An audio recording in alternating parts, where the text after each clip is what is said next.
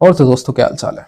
देखो ये जो यूजीसी का नया कानून आया है जो कि ये कहता है कि अब काउंसलिंग हुआ करेगी एससी एसटी और ओबीसी की।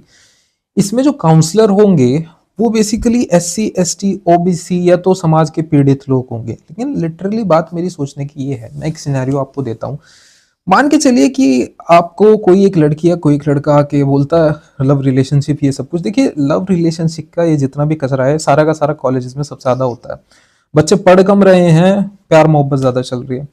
और यहीं पर इन प्यार मोहब्बत के बीच में मान लीजिए कि कोई लड़का या लड़की रिजेक्ट हो जाता है और वो फिर दूसरे इंसान को ये बोलता है। मान लीजिए कोई एक एस सी एस टी या ओबीसी की लड़की है और वो किसी जनरल कैटेगरी के लड़का या लड़की उसे बोलती है कि या तो उससे प्यार करे या तो फिर वो उसके खिलाफ कंप्लेंट डाल देगी, और वो उसके खिलाफ कंप्लेंट डाल देती है।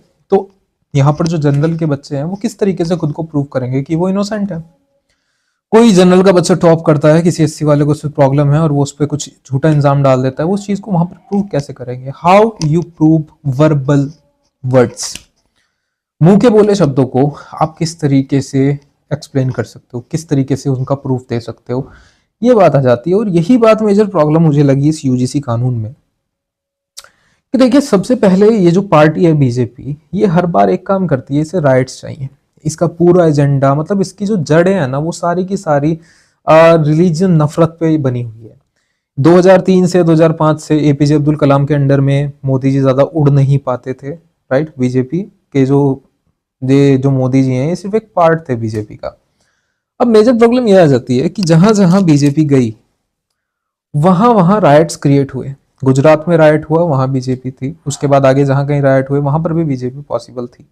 व्हाट्सएप पर जब से आईटी सेल्स का आना शुरू हुआ जो कि हिंदू मुस्लिम से लड़ाइयां करवाते थे, वहां पर भी बीजेपी पॉसिबली मौजूद थी। लेकिन अब हिंदू मुस्लिम लड़ नहीं रहे हैं, अब व्हाट्सएप का स्कैम ओपन हो चुका है, अब ज्यादा समझदार हो गए। तो क्यों ना ऐसी ब्रीडिंग को, ऐसी जो है कम्युनिटी को टारगेट किया जाए जो एक तो ज्यादा है। देखिए ये मेजोरिटी को टारगेट करता है, जो बीजेपी है वो मेजोरिटी को टारगेट करती है और माइनॉरिटी के खिलाफ भड़काती है। तो यहाँ पर जो जनरल्स हैं वो थोड़ा माइनॉरिटी में आ जाता है, राइट। और जो OBC S C S T है ये मेजर में आ जाता है। तो अब यहाँ क्या हो रहा है कि अब ये समझ गए हैं कि मुसलमानों से लड़ा के तो वोट नहीं ले सकते, तो इस तरीके से वोट लिया जाए। यहाँ पर एक बुरी बात ये भी आती है कि एक आ, हाथी की पार्टी है नीली टोपी वाली, वो कहती है कि तिलक तलवार जिन्हें मारो जूते चार।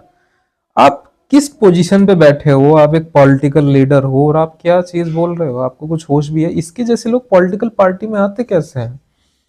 इसके शब्द सुनिए आप, शब्द सुनिए आप, मारो जूते चार।